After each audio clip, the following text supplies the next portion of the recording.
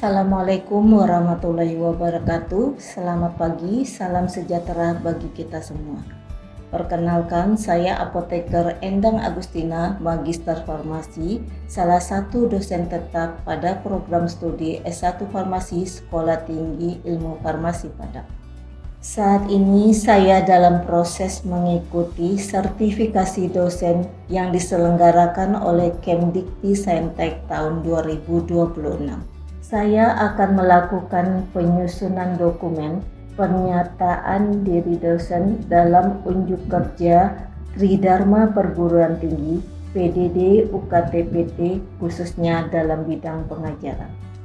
Pada kesempatan ini saya ingin memaparkan mata kuliah yang saya ampu, yaitu patofisiologi dengan metode Delivery, Interaction, and Assessment atau DIA. Mata kuliah ini termasuk di dalam bidang farmakologi dan farmasi klinis, merupakan mata kuliah wajib dengan bobot 2 SKS, diperuntukkan bagi mahasiswa semester 4 pada program studi S1 Farmasi Sekolah Tinggi Ilmu Farmasi Padang.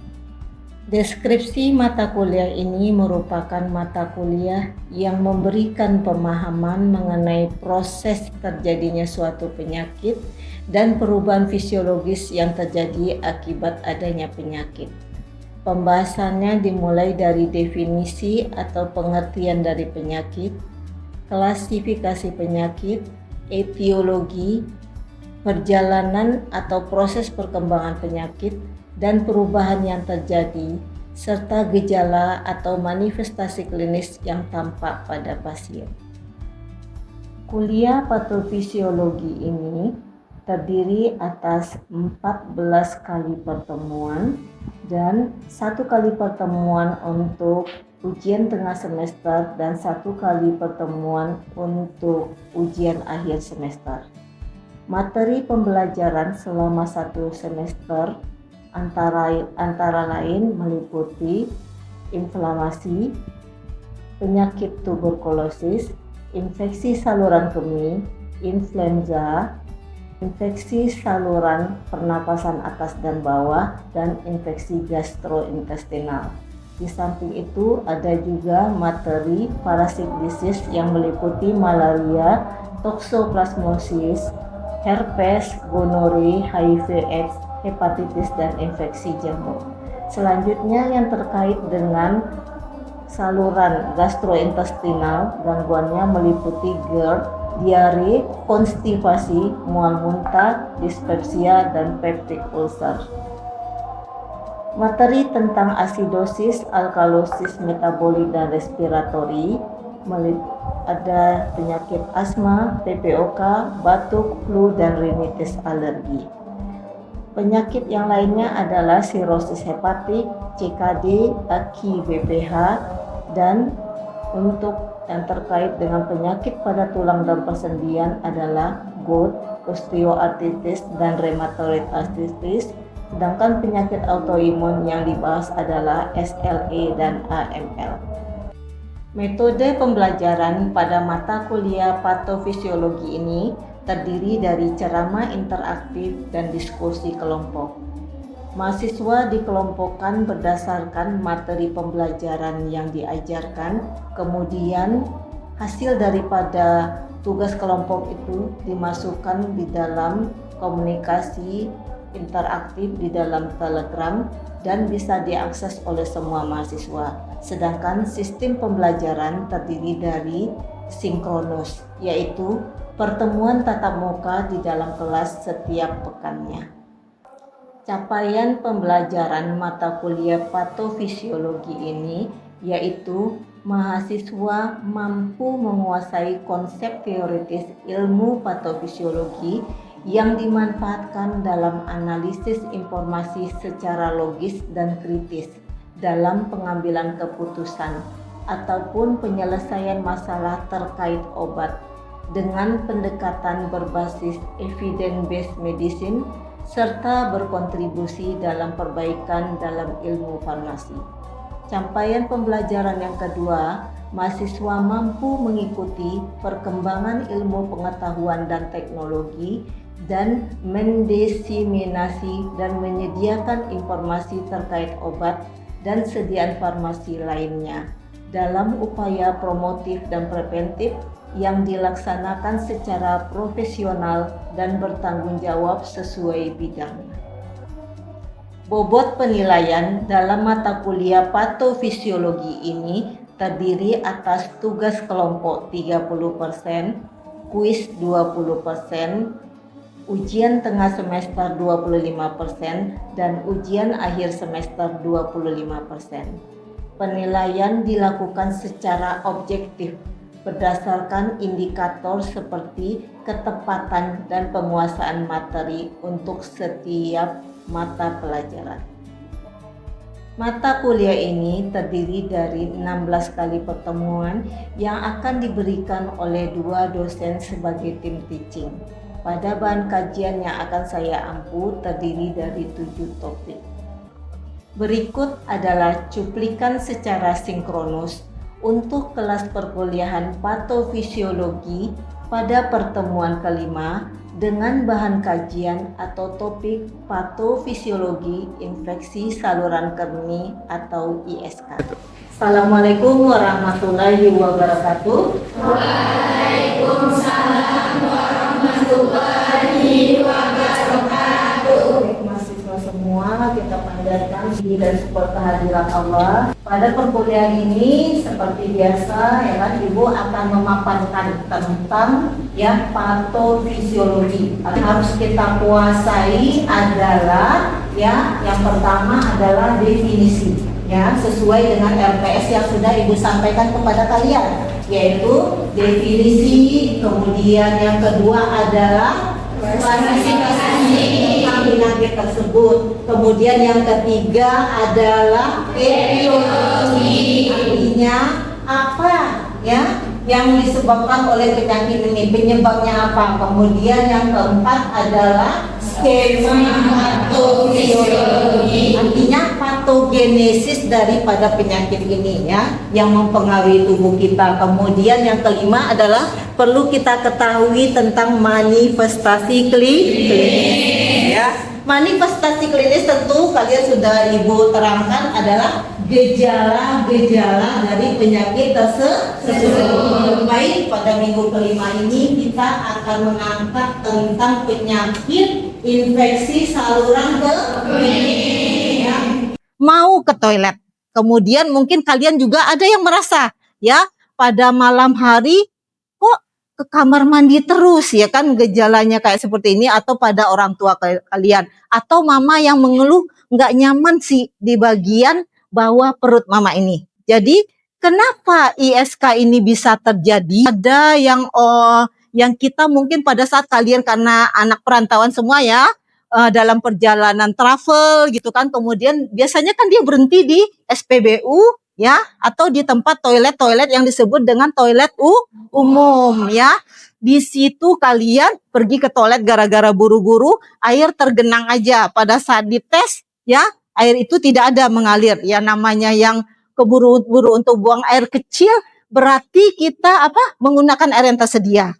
Tahukah kalian terpikir bahwa itu airnya sudah sudah mungkin terinfeksi oleh bakteri, jamur yang melayang-layang. Nah, itu salah satu faktornya. Berarti itu adalah higienitas atau kita menjaga kesehatan ya tempat kita pembuangan urin. Nah, hasil daripada penelitian yang dilakukan oleh para ahli ya, kan banyak yang dipublikasikan itu ya.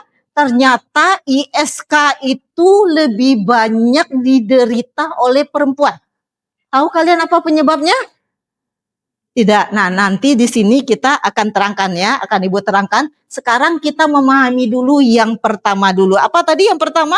Pengertian penyakit tersebut. Nah, di sini infeksi saluran kemih yang disampaikan oleh peneliti ya, LASI di sini tahun 2023 ya, menyatakan bahwa infeksi saluran kemih adalah infeksi yang disebabkan oleh adanya perkembangbiakan mikroorganisme di dalam saluran kemih. Ya, berarti ada berkembang biak. Tentu kalau dia berkembang biak tentu ada asalnya dong. Dari mana? Yaitu dari luar tubuh kita tadi. Nah, ISK biasanya disebabkan oleh bakteri E. coli, melindungi dari bakteri. Oke, mahasiswa semua, sekarang kita ingin tahu ya, Ibu menekankan kepada kalian organ apakah yang terkena jika penyakitnya itu adalah infeksi saluran kemih. Ya, ini adalah apa? Gambar itu kalian bisa tahu gambar apa itu? Kiri kanan ada dua, namanya ginjal. Ya, kemudian saluran yang menuju ginjal ke yang di bawah ini yang menampung apa namanya? Ke kandung kemih, ya, seperti menampung atau timba. Kemudian dia akan menuju pengeluaran atau ekskresi, tapi melalui saluran lagi kan, namanya adalah uretra. Jadi di sini ya, yang dimaksud dengan saluran kemih meliputi ginjal, ureter, ya, kandung kemih dan uretra. Nah, itulah sebabnya kenapa ya kan, dari segi anatomi kalian sudah tahu pada pelajaran anatomi fisiologi manusia bagaimana kondisi daripada organ pengeluaran laki-laki dan perempuan yang itunya adalah berbeda. Jadi siapa yang sekarang udah tahu yang menganalisis apa penyebab daripada wanita ditemukan lebih banyak daripada laki-laki? Silakan, siapa? Karena panjang uretra pada wanita itu lebih pendek dari panjang uretra pada laki-laki, sehingga cenderung lebih banyak terjadi pada wanita, Bu. Oke, ya, berarti dari tempat dia terkena tadi, yang kalian misalnya membasuh setelah kita buang air kecil itu kan menggunakan apa? Air yang sudah terinfeksi oleh E. coli. Dan juga kita basuh kan di bagian pengeluaran kita. Nah, pada saat itu karena kondisi uretra daripada perempuan itu lebih pendek daripada yang laki-laki yang berliku-liku itu kan, makanya perempuan itu lebih mudah terinfeksi. Infeksi bisa disebabkan oleh bakteri, bisa disebabkan oleh virus, bisa disebabkan oleh jamur, ya, jamur. Jadi kalau ISK ini disebabkan oleh bakteri yang paling dominan, ya, walaupun memang ada parasit beserta jamur, ya. Tadi apa aja namanya? Ya, bakteri yang dipicu di sini ya ada E. coli atau Escherichia coli. Di bawah antara ya tempat daripada kita anus adalah untuk pengeluaran daripada saluran cerna kita, ya. Sedangkan kalau untuk mengeluarkan daripada urin kita adalah ya di bagian depannya. Jadi memang kita harus mengedukasi masyarakat cara membasuh yang benar. Artinya bisa dimulai dari mungkin kita belajar pada keponakan kita, jangan salah kepada ibu-ibu yang habis melahirkan, karena dia akan membasuh atau mencebok bayinya kan, yaitu yang bagus adalah dari depan menuju ke belakang. Banyak salah kaprah yang kita lihat malah dia memberikan tisu mengolesnya itu dari belakang yang sedang BAB menuju ke depan. Ya, berarti itu bisa terjadi apa? Masuknya E. coli tersebut. Kalau kita sudah mengetahui tentang skema daripada patofisiologi suatu penyakit, artinya kita sudah mengetahui apa? 2 poin, ya kan? Poin etiologi dan poin daripada manifestasi klinis. Itu memudahkan kalian nggak di dalam memahaminya? Ya, menjadi mudah. Nah, sekarang kita fokus tentang infeksi saluran kemih. Ya, bisa kalian lihat pada skema dan bagan ini ya. Aliran posisi atasnya ya, adalah faktor pemicunya. Sistem imunnya sedang menurun. Ya, nanti kalian berkatakan, Bu, teman saya sembarangan aja, Bu, buang air ya kan, misalnya dari yang air yang kotor. Ya, kalau influenza atau flu disebabkan oleh apa? Virus apa bakteri? Virus, ya, virus. Kok tidak kena, Bu? Tapi saya yang jauh ke sini udah saya gini-gini kan, ya kan? Tetap terkena. Ya, itu berarti faktor daripada imun tubuh kita. Nah, kita balik lagi ke patofisiologi daripada ISK tersebut. Apabila bakteri masuk, ya kan, dia mengalami kontaminasinya bisa disebabkan dari ya fesesnya yang salah untuk melakukan pembersihan tadi, kemudian karena pemakaian kateter. Tahu kalian kateter? Yaitu orang tua kita atau keluarga yang masuk rumah sakit sehingga tidak mampu untuk keluar urinnya secara normal. Berarti menggunakan kateter atau ya tanyakanlah pada kondisi mama yang habis melahirkan ya, minta tolong ya. Memang apa dia di rumah Kalau sakit subuh akan sudah dipakaikan meriang, kateter, ya. Sudah merasa suhu lebih daripada biasanya, artinya dia sudah memberikan tanda. Ya, makanya kita bersyukur kepada Allah. Allah memberikan tanda kepada kita. Ini alarm loh, ya. Kalau sudah ada kelainan, wah, ini udah terjadi infeksi. Oke. Yang terakhir ya kan, di dalam materi kuliah patofisiologi ini adalah kita akan melihat manifestasi klinis daripada penyakit infeksi ini ya. Tadi ya kalian sudah mendengar juga beberapa yang Ibu sampaikan, yaitu dysuria ya.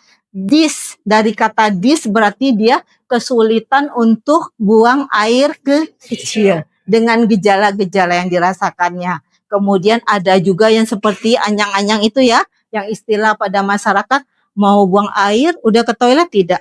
Keluar dari toilet ingin untuk buang air. Berarti buang airnya tidak efisien atau tidak tuntas. Kemudian kalau yang sudah meningkat lagi, yaitu rasa nyeri pada bagian bawah. Bagian bawah daripada perut kita, berarti sekitar kandung kemih kita, karena sudah bagian bawah. Ya. Kemudian satu lagi ya, di sini bisa kita rekap bahwa itu ada terjadi kalau sudah parah banget obstruksi atau kerusakan pada saluran kita berkemih. Kemudian retensi urin dan juga ujung-ujungnya adalah gagal ginjal. Ya. Jadi menurut kalian itu bisa kita abaikan jika kita sudah terdiagnosa penyakit infeksi saluran kemih? Ya, jangan diabaikan karena ginjal kita cuma 2, kiri kanan. Oke, ya. Mahasiswa semua, itu adalah satu penyakit yang Ibu sampaikan kepada kalian pada perkuliahan minggu yang kelima ini, dan juga kalian sudah Ibu kelompokkan kepada kelompok-kelompok penyakit ya, dan setiap kalian mempunyai anggota pada kelompok tersebut. Nah, selanjutnya Ibu persilakan kepada yang terpilih adalah kelompok hepatitis untuk menyampaikan hasil diskusi pada kelompoknya. Silakan kepada kelompok hepatitis dan anggotanya untuk maju. Baik, sebelumnya kami dari kelompok 10 akan menampilkan hasil diskusi kami mengenai penyakit hepatitis dengan dosen pengampu Ibu Apoteker Endang Agustina, Sarjana Sains Magister Farmasi. Dengan anggota kelompok yaitu saya sendiri, Rahmadi Hikmah, dan rekan saya, Dia Vinola Afifah dan Selvina Pohan. Dengan isi materi dari penyakit hepatitis, yang pertama yaitu pengertian hepatitis, klasifikasi hepatitis, etiologi hepatitis, patofisiologi hepatitis, manifestasi klinis, dan penata laksanaan farmakologi dan non-farmakologi. Materi pertama yang akan disampaikan oleh rekan saya yaitu Selvina Pohan. Kepada Selvina Pohan dipersilakan. Saya akan menjelaskan tentang pengertian hepatitis.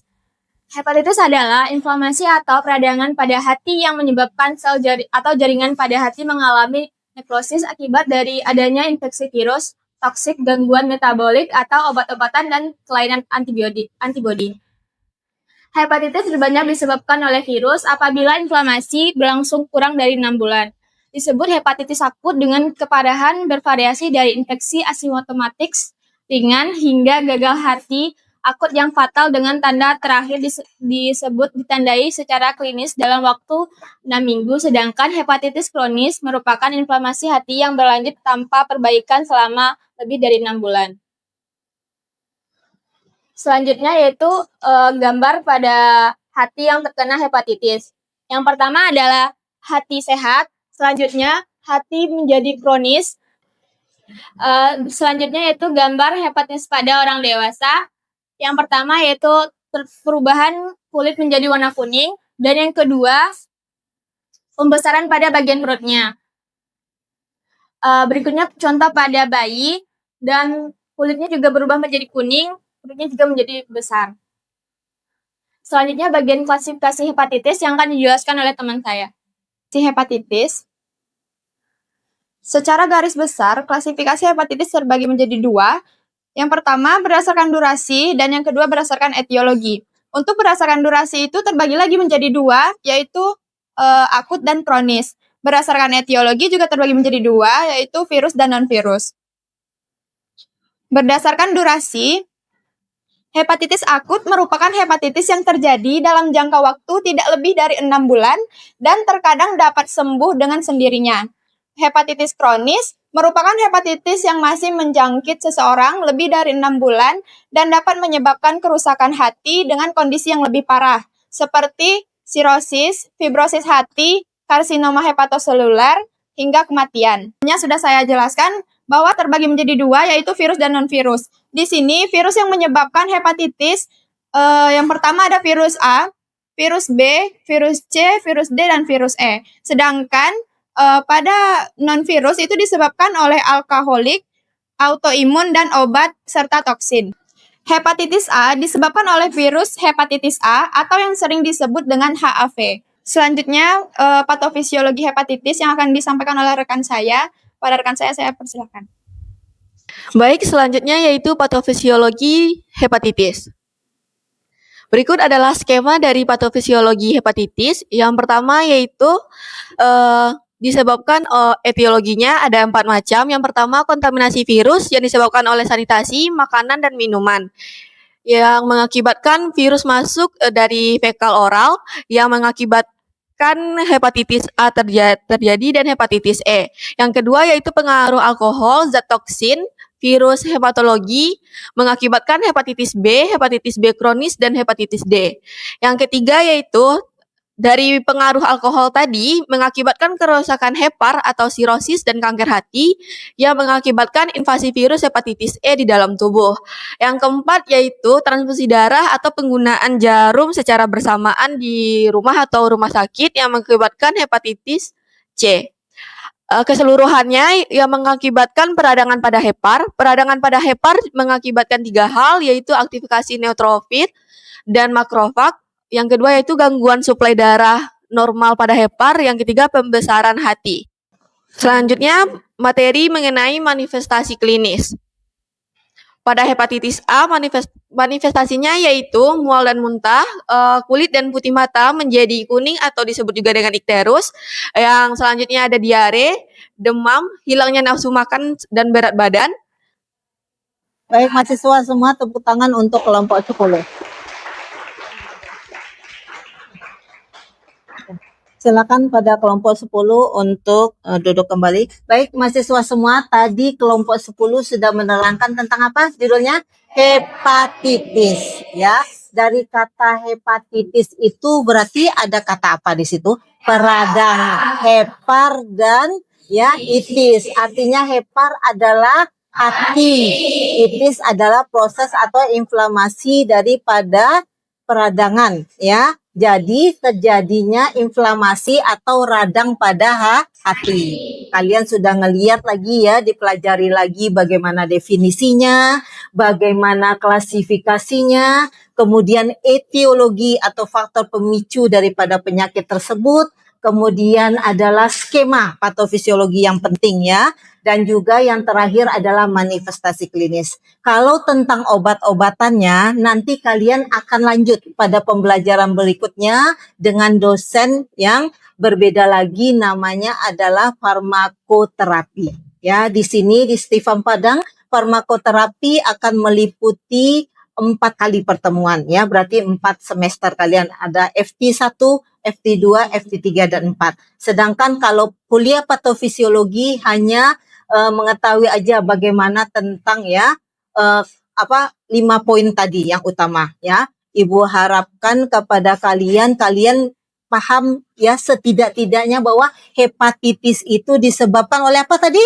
Oleh virus ya. Virusnya tadi ada berapa macam yang disampaikan sama teman? Ada 5 ya.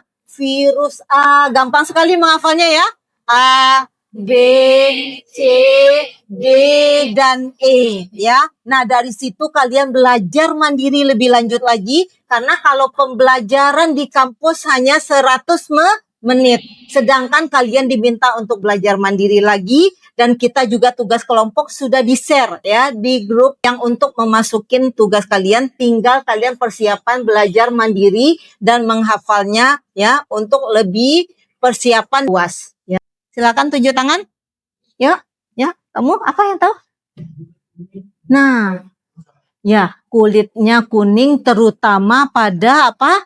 Ya, mata yang tadinya putih kok menguning sih teman mata kamu ya kan? Bisa aja dia langsung wah kamu kena hepatitis tidak kan? Berarti harus pemeriksaan apa? Laboratorium klinik. Apa yang kalian sarankan? Teman, tolong pergi ke dokter dan periksa kepada laboratorium klinik ya. Dari situ tidak bisa. Dokter tidak bisa menduga aja kamu kena tidak, tapi supaya untuk memperkuat diagnosa dengan melakukan tes laboratorium darah. Kalau hepatitis nanti kalian belajar apa tes laboratorium darahnya ya. Baik mahasiswa semua, tingkatkan lagi belajar mandiri. Kuliah di farmasi memang butuh hafalan dan berulang-ulang. Semoga kalian ibu harapkan lulus pada ujian akhir semester ini dengan ikhtiar yang maksimal. Oke, Ibu tutup perkuliahan hari ini dengan mengucapkan Alhamdulillah Rabbil Alamin. Terima kasih atas perhatiannya semua dan kehadiran semuanya. Kalian adalah mahasiswa hebat semua. Assalamualaikum warahmatullahi wabarakatuh.